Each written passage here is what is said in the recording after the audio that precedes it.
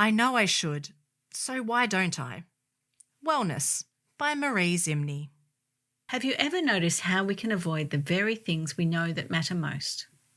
We tell ourselves, we'll do it tomorrow, later, after one more coffee, after we feel a bit more motivated. It's like the mind saying yes, but somewhere along the way, the body runs out of steam. Even contemplating why can be daunting. So perhaps it's not laziness or a flaw at all, but a conversation between the mind and body. Let's notice what happens when we start to run out of steam. It could be the sighs, the stop and grab another drink, checking your phone, or any distraction that suddenly feels more urgent. It doesn't mean you are weak or incompetent. It may be your body trying to slow you down for a reason. Reflect on your early life. When we didn't have words, we observed everything: facial expressions, environment, sounds, tastes, smells. Our senses were our survival mode. These experiences not only remembered by the mind, but also the body. For some people, the body quietly learned to ask, am I safe or not? For some people, this creates a constant need to stay alert and watch for what might go wrong. They may not come as memories, but feelings and automatic reflexes. Perhaps it's not stalling at all, but your body asking to be heard. Is your body protecting you? We are often kinder to others than ourselves. Perhaps self-respect is not found in proving ourselves to others, but in knowing that we matter. I've worked with many people and they can't seem to move forward. They're not lazy, but they are labelled as such, which can make it worse for them. For some people, it could be a survival mode. You did too much before and got sick. Sometimes the body remembers what happened the last time you pushed too hard. Or perhaps you were criticised for getting it wrong, told you were too slow, too emotional, too much, too loud, or made to feel what you did was never quite enough.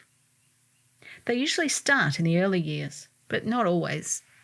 Some relationships, home, family, work, or sports, can become places where you were not appreciated, pushed too far, or blamed for things that were never fully your story to carry. None of your patterns were wrong when they were formed. They were intelligent adaptations. Some people stayed under the radar to be safe, while others had to be seen and visible to be validated. The nervous system doesn't read your to-do list.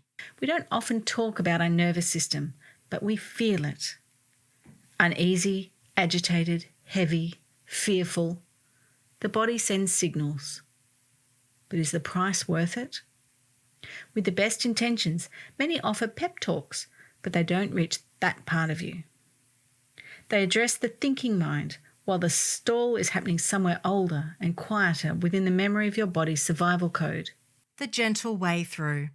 This is not the time for sink or swim. Sometimes it's better to nibble away at the task gently and notice what happens inside you. Do you settle into it calmly, or do you start to feel overwhelmed, fearful, or resistant? The body speaks through signals we haven't yet learned how to recognise. Ask yourself, what are you protecting me from? Failure? Judgment? Be kind to yourself. If others haven't always been kind to you, perhaps it's time to be kinder to yourself, because you are worth it, no matter what your imprint was. The body is not your enemy. It just speaks in a different system than how you grew up. Notice what your body is telling you. Is your heart racing, your palms sweaty, your thoughts agitated? Instead of letting it build, pause for a moment. Put your hand on your heart, take a slow breath, and remind yourself, this may be an old pattern, not a present danger. About Maree. Maree runs the Relief Clinic to provide online coaching and mentoring for stress, anxiety and burnout, which is almost standard in today's busy world. Find her at facebook.com/The Relief Clinic Online. This story was read by Rebecca Rose and Sandy Miller.